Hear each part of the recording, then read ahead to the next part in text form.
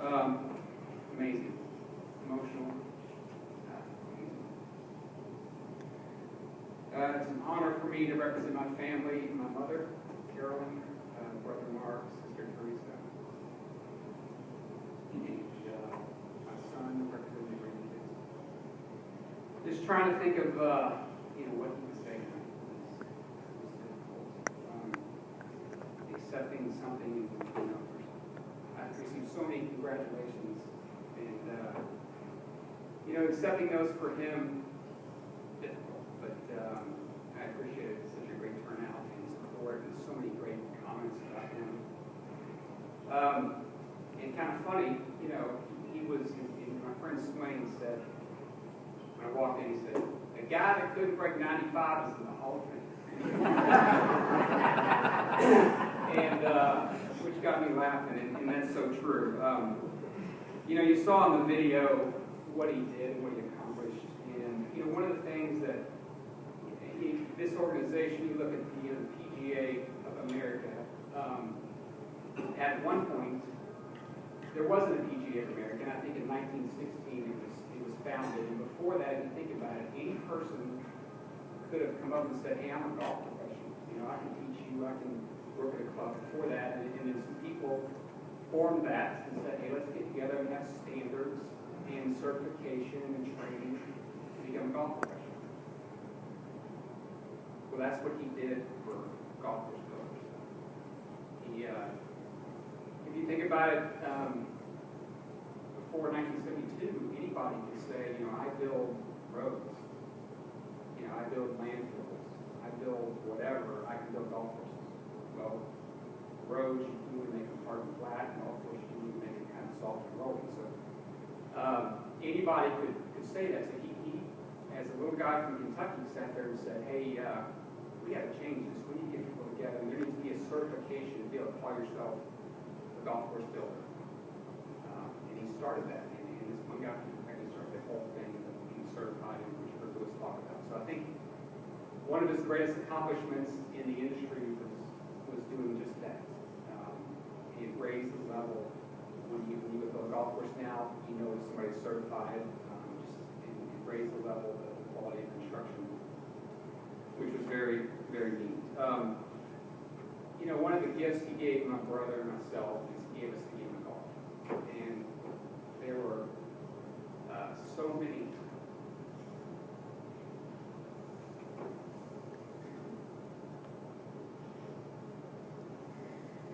great father-son memories. Mark and I were talking about playing member guests. Right.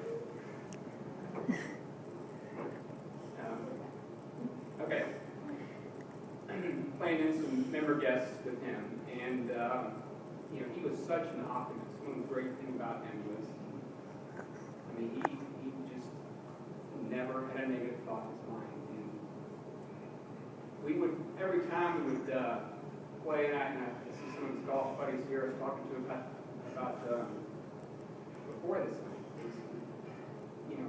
Every time he would stand up at a par 3, playing these member guests, and you stand up at this par 3 every time, number 2 in Honey Creek, and he'd pull out he'd say, we're kind of competitive, and he'd say, what club do you think it is? What should I hit? He says, I think it's a 5-iron. We're like, oh gosh. I'm trying to find a way to say, hit a 3-wood, or Mark Schulte said, Jim, it's okay to hit a driver on part 3. But he would sit there and you'd try and talk him into that. He said, no, I'm going to hit a 5-iron. And he'd get up there with his golf swing and he'd hit it. Never got to the green. And but he was so optimistic, and I kind of said, why don't you try and hit something else? And he said, I would never want to hit a club that if I didn't make a great swing, wouldn't get. And he hit a bad one, he'd say, well, I guess I just missed that one. But it wasn't the right club. Being an optimist was such a great trait of his. And playing in these tournaments with him, we would joke, Mark and I were saying, have you ever seen him over And I went to him one day, after one of these tournaments, I'm thinking, your next golf course you build, you should make the nastiest bunker, deepest bunker over every green. You'd never be in it. But he was such an optimist in life. I think that's why he was able to accomplish so much. Along the lines of being an optimist, one of the things, great advice he gave us, he had, on April 1st, 2010, he got this diagnosis. He woke up in the morning, everything was great. Went to a doctor, got a diagnosis, went to another doctor, got a worse diagnosis. By the end of the day, he had stage 4. And everybody came to the house, and we're talking, and he said, you doing okay? He said, I never say, why me? When good things happen. So I'm not going to say it. So that was such an amazing thing. And he also said, every night I think of one thing positive before I go to bed. And he said, tonight, I'm having trouble, but I'll think of something. And that was, great advice. If you do that, you try that. Think of one thing positive every night before you go to bed, and your brain ruminates all night. You've got to think of something positive or negative. And I think that was why he was able to be such a positive person his entire life. We joke about his golf game, and you saw a swing. You saw those videos of his golf swing. I laugh every time I see that. But one time I won this, I went to an auction, I won this golf school. It was Nicholas Flick Golf School. So I'm thinking, Jim Flick's one of the greatest instructors of all time. Taught Jack Nicklaus. I'm going to take my dad to this golf school. And we're going to make him, because he loved the game so much. How could somebody could love the game so much that he wouldn't do that?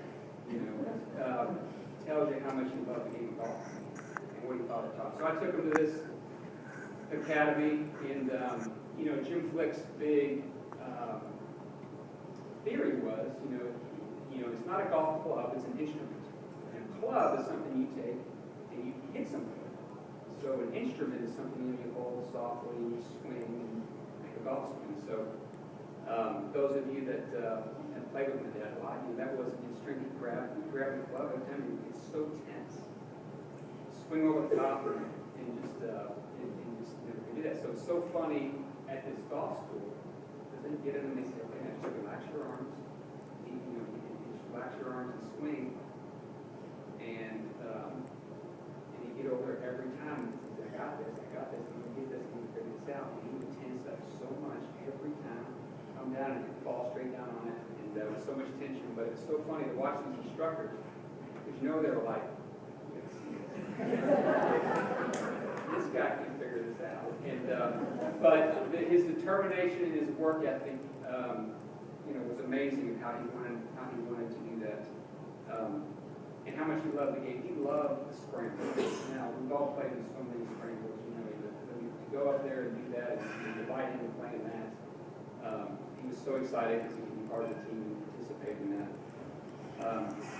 And he would always, before rangefinders, he would step off. He wanted to be part of the team. He knew he was hitting his shots. So he would go and he would step off the yardage on almost every shot. It would be 62 yards. He would walk it off and step it off and tell us just wanted to be a contributor to the team. But some of my best memories, walking down the old course in St. Andrews with him. He gave us the gift of golf.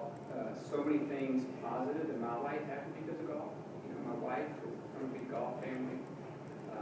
We live in the golf with my son now. Company, irrigation supply company, was founded for golf.